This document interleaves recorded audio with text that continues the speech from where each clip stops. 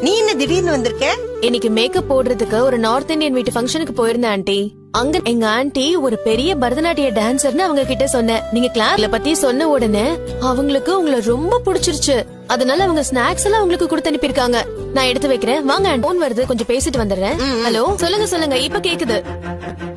ஆமா ஆமா.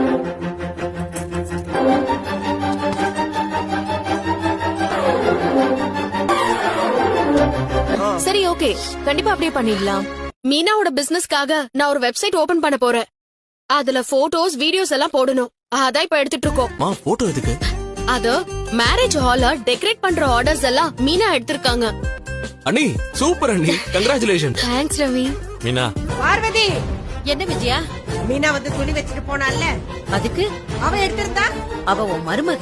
அவ குடும்பமே திருட்டு குடும்பம் தான்.